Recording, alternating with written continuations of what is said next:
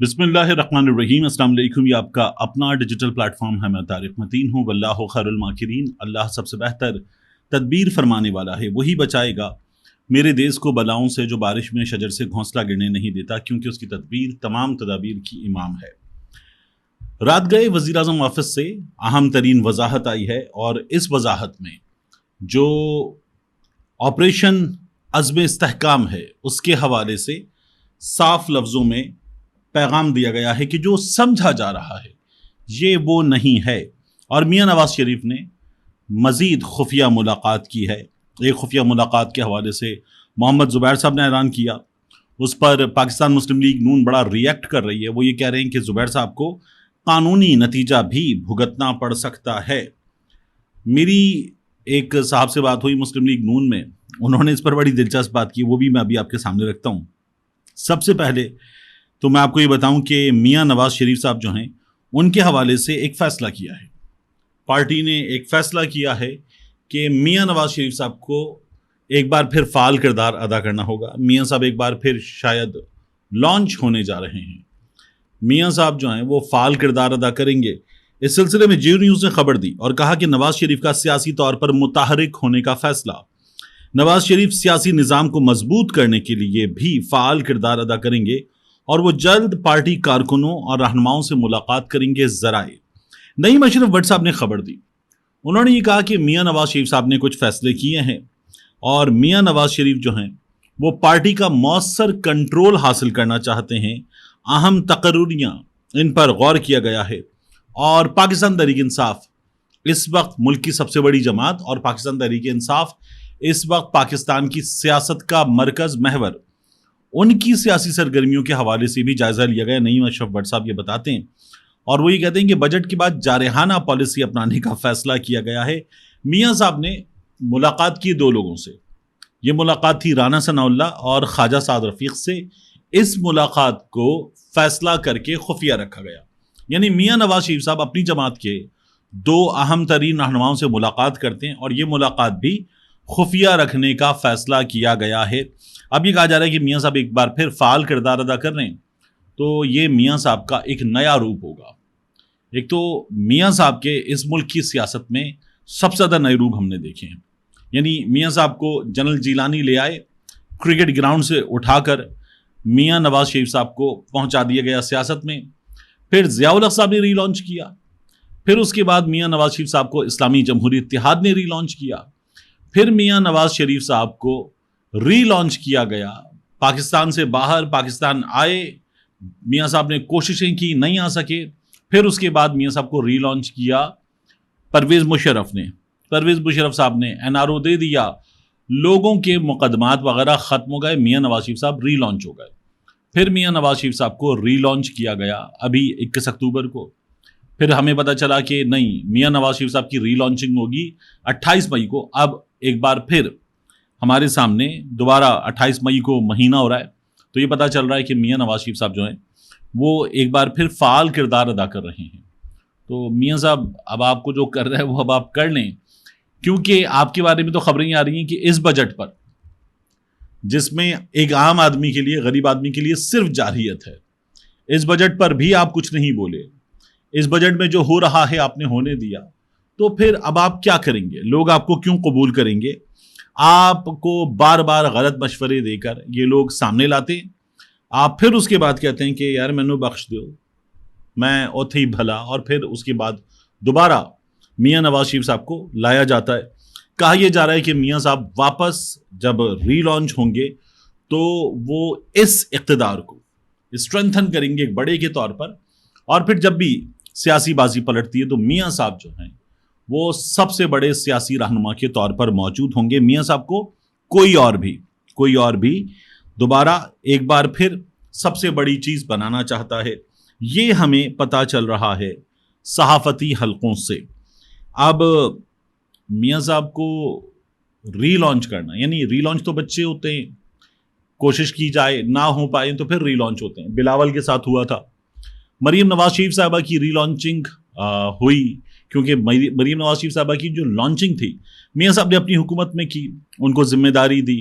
پھر اس کے بعد مریم نواز شریف صاحبہ کے لیے باقاعدہ لانچ پیڈ بنایا گیا، جب انہوں نے وہ روک سکو تو روک لو والی پریس کانفرنس جیسی تقریر کی تھی اور مریم نواز شریف صاحبہ کو پاکستان کی سیاست میں ایک توانا آواز کے طور پر صحافیوں نے خاص طور پر پیش کرنے کی کوشش کی تھی، اب ایک بار پھر میاں صاحب کی ری لانچنگ ہو رہی ہے. اتنے بڑے بزرگ کی ری لانچنگ جو ہے وہ میں نے اس سے پہلے کبھی دیکھی نہیں ہے. تو آل دا بیسٹ. ظاہر ہے کہ ہماری سیاست کو ایک مضبوط سیاسی کردار کی ضرورت ہے کیونکہ سیاست فارغ ہے اور غیر سیاسی کردار سب سے آگے، اس لیے آل دا بیسٹ میاں صاحب.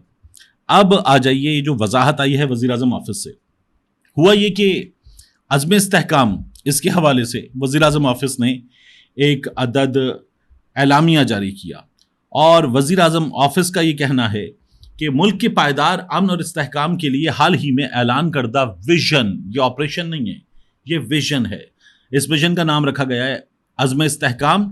اس کو غلط سمجھا جا رہا ہے اور اس کا موازنہ گزشتہ مسلح آپریشنز جیسے ضرب عزب ہے، راہ نجات وغیرہ ہے ان سے کیا جا رہا ہے. تو کسی بڑے آپریشن پر غور نہیں کیا گیا، یہ جاری آپریشن کو آگے بڑھانا ہے، جو چل رہے ان کو یہ اسٹرینتھن کرے گا. وزیر اعظم آفس یہ کہتا ہے کہ گزشتہ مسلح آپریشنز میں ایسے معلوم مقامات جو نو گو علاقے بننے کے ساتھ ساتھ ریاست کی ریٹ کو چیلنج کر رہے تھے، وہاں سے دہشت گردوں کو ہٹا کر انہیں جہنم واصل کیا گیا تھا. ان کارروائیوں کے لیے مقامی آبادی کی بڑے پیمانے پر نقل مکانی اور متاثرہ علاقوں سے دہشت گردی کے افریت کی مکمل صفائی کی ضرورت تھی. اس وقت ملک میں ایسے کوئی نو گو ایریاز نہیں ہیں کیونکہ دہشت گردوں کی پاکستان کے اندر بڑے پیمانے پر منظم کارروائیاں کرنے یا انجام دینے کی صلاحیت کو گزشتہ مسلح آپریشن سے فیصلہ کن طور پر شکست دی جا چکی ہے.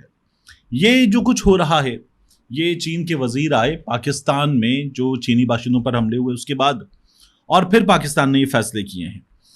جو وزیر اعظم آفس سے بیان آیا وہ یہ کہتا ہے کہ بڑے پیمانے پر کسی ایسے فوجی آپریشن پر غور نہیں کیا جا رہا جہاں آبادی کی نقل مکانی کی ضرورت ہوگی. میں نے یہ پوائنٹ بار بار آپ کے سامنے گزشتہ 2 ویڈیوز میں رکھا تھا.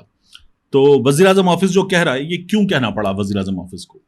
اس کی وجہ ہے ایک، عمران خان نے جیل میں بیٹھ کر منع کر دیا کہ اس آپریشن کے حق میں وہ نہیں ہے. ان کی جماعت کے رہنماؤں نے یہ بات کی کہ ہم اس کو نامنظور کرتے ہیں، لیکن علی امین گنڈا پور صاحب نے کہا کہ آرمی چیف سے ملاقات ہو جائے، D G S P R سے ملاقات ہو جائے، میں بات کرنا چاہتا ہوں، میں ملاقات کرنا چاہتا ہوں. ہمارے سامنے افواج پاکستان اپنا پورا پلان لے کر آئیں، پھر ہم دیکھیں گے کہ اس کو سپورٹ کرنا یا نہیں کرنا. پاکستان تحریک انصاف کے لوگوں نے علی امین گنڈا پور صاحب کو خاصا آڑے ہاتھوں لیا ہے. لیکن یہ کیوں ہوا؟ ایک جانب تو پی ٹی آئی ہے، عمران خان ہے، اس کے علاوہ اسٹیٹمنٹ دیکھیے آپ، یہ محمود خان اچکزئی صاحب ہیں. یہ کہتے ہیں کہ آپریشن کے بعد حالات مزید خراب ہو جائیں گے. محمود خان اچکزئی صاحب کا یہ کہنا ہے. یہ فضل الرحمان صاحب ہیں. فضل الرحمان صاحب کہتے ہیں کہ آپریشن عزم استحکام، آپریشن عدم استحکام ثابت ہوگا. فضل الرحمان صاحب تو یہ کہتے ہیں کہ یہ کاؤنٹر پروڈکٹیو ہوگا، مزید حالات خراب کرے گا. ان کا یہ کہنا ہے کہ ملک کو مزید کمزور کرے گا یہ آپریشن عزم استحکام. اور میاں افتخار صاحب خیبر پختونخوا میں اے این پی کے رہنما یہ کہتے ہیں کہ آپریشن عزم استحکام کسی صورت قابل قبول نہیں ہے. یہ انہوں نے اے این پی کی طرف سے اعلان کیا ہے. تو خیبر پختونخوا میں، بلکہ ملک کی سب سے بڑی سیاسی جماعت پاکستان تحریک انصاف خیبر پختونخوا انکار کر چکی ہے. پھر اس کے بعد عمران خان انکار کر چکے ہیں. پھر آپ دیکھ رہے ہیں کہ محمود اچکزئی انکار کر چکے ہیں، فضل الرحمان صاحب انکار کر چکے ہیں، اور ان کے ساتھ ساتھ میاں افتخار حسین صاحب نے بھی انکار کر دیا ہے. تو صورتحال بدل گئی ہے. اس بدلی ہوئی صورتحال میں بڑا مشکل ہوتا ہے کہ پھر آپریشن کرنے جا رہے ہیں یہ بات کی جائے تو آپریشن کی جگہ اس کو ویژن عزم استحکام کہا گیا ہے. اب شہباز شریف صاحب کے آفس سے جو وضاحت آئی ہے وہ وضاحت اپنی جگہ، لیکن گزشتہ آپریشنز کے نتائج کیا رہے ہیں؟ کیا وہ نتائج مکمل امن لے آئے؟ اگر لے آئے تھے تو اس وقت ہم اپنی سرزمین پر اپنے باشندوں اور چینی باشندوں کی بھی جانیں جا رہی ہیں، اس سلسلے میں حکمت عملی طے کر رہے ہیں. تو یہ اس وقت ہمارے حالات ہیں. گزشتہ آپریشنز نے ہمیں کامیابی نہیں دی اور ہماری بار ایک نئے آپریشن کے ساتھ سامنے آتے ہیں. اب کی بار بھی جو مسلح کارروائیاں ہیں امن دشمنوں کے خلاف وہ ٹارگٹ ہے. لیکن پہلے ایسا نظر آ رہا تھا کہ یہ ٹارگٹ خیبر پختونخوا میں جا کر اچیو کیا جائے گا، مگر اب وزیر اعظم آفس یہ کہتا ہے کہ یہ ٹارگٹ ہے اور یہ مختلف ایریاز میں ٹارگٹ کیا جائے گا. آخر میں آپ کو بتاؤں کہ آج اہم ترین سماعت ہے اور مخصوص نشستوں والے معاملے کی ایک سینئر وکیل صاحب سے میری بات ہوئی. ان کا یہ کہنا ہے کہ پیغام پہنچ گیا ہے, یہ فیصلہ جو ہے یہ پاکستان تحریک انصاف کے حق میں نہیں ہو پائے گا. میں نے کہا ویسے بھی پاکستان تحریک انصاف کے جو لوگ ہیں وہ بڑا زور دے رہے تھے کہ ہماری جماعت کے رہنما, ہمارے وکیل رہنما, انہیں جو کردار ادا کرنا چاہیے تھا وہ انہوں نے ادا نہیں کیا. تو ان کا کہنا ہے بالکل ٹھیک ہے, لیکن یہ دیکھنا پڑے گا کہ اب کیا ہوتا ہے. ان کا دعویٰ یہ کہ اس وقت پیغام پہنچ چکا ہے اور اس کے نتیجے میں بہت ممکن ہے کہ بڑا سٹل فرق ہو, لیکن مخصوص نشستیں واپس دے دی جائیں جہاں الیکشن کمیشن آف پاکستان بانٹ چکا تھا. ساتھ میں یہ بھی ہے کہ اس وقت جو جج صاحبان کی تعداد ہے تو ان میں 6 ایک جانب ہیں, 5 ایک جانب ہیں, اور 2 جو ووٹ ہیں جو اس وقت اپنا مائنڈ ڈسکلوز نہیں کر چکے, ان کے بارے میں کچھ بھی کہنا بہت مشکل ہے. یہ ہمارے سامنے اس وقت صورتحال ہے. ملتے ہیں انشاءاللہ آپ سے اگلی ویڈیو میں.